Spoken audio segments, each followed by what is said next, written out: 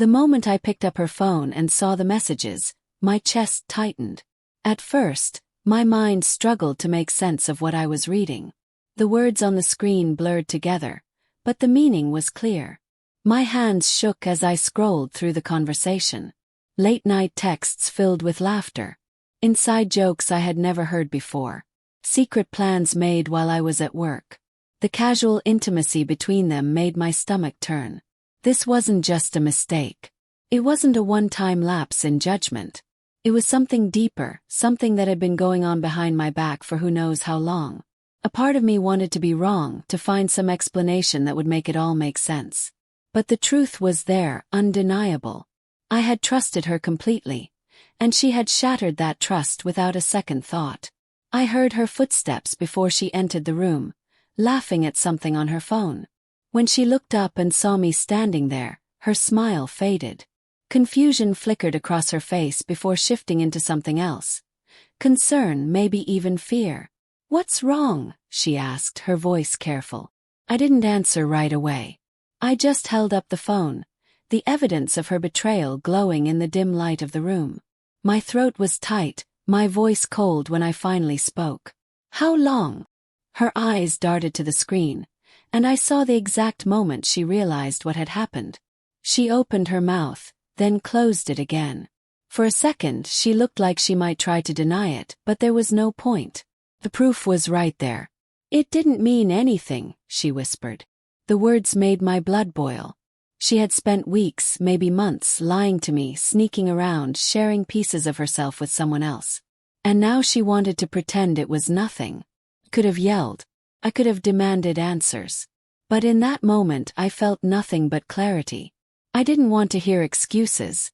I didn't want to fight or try to fix something that was already broken beyond repair. I turned away from her, walked to the bedroom, and grabbed a bag. My movements were mechanical, numb. I stuffed clothes inside without thinking, grabbed my wallet and keys from the dresser behind me. I could hear her voice growing more frantic as she realized what was happening. "Wait, please. Let's talk about this. It was a mistake, I swear. Don't just leave like this." I ignored her. I slung the bag over my shoulder, walked past her, and headed for the door. She reached for my arm, desperate now. "Please don't do this. We can fix this. I love you." I stopped just for a second, then turned to look at her. The woman standing in front of me wasn't the same person I had fallen in love with. Or maybe she was, and I had just never seen her clearly before. Without another word I walked out the door, stepped into my truck, and drove away. The farther I got from that house, the lighter I felt. The pain was still there, sharp and unrelenting. But beneath it was something else, relief. I had given everything to someone who didn't deserve it. And now I was free. I drove for hours, the road stretching endlessly ahead of me. I had no destination in mind, just an overwhelming need to be somewhere, anywhere else. Eventually, I ended up in a small town miles away from everything I had left behind. It was quiet, peaceful, exactly what I needed. I found a modest little house to rent, took a job that required nothing more from me than my time, and started over. For months I kept to myself. I ignored the missed calls, the voicemails. I never bothered to listen to the messages that went unread. She had made her choice, and I had made mine. I had no reason to look back. Then one evening, just as the sun was setting, I pulled into my driveway and saw her. She was standing on my porch, arms wrapped around herself as if she was cold. Her hair was slightly messy, her eyes red and puffy. She looked like she hadn't slept in days. I didn't move. I just sat there in my truck staring at her, waiting. After a moment, she took a shaky breath and stepped forward.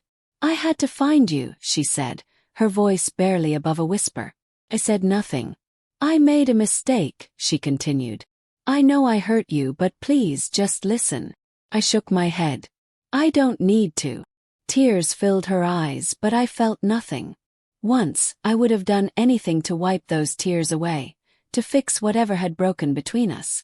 But now I could barely remember why I had loved her in the first place. She opened her mouth like she wanted to say something else, but I didn't give her the chance. I stepped past her, unlocked my front door and walked inside. I never looked back. So guys, if you all liked today's story, please like the video and subscribe to our channel, and don't forget to press the bell icon.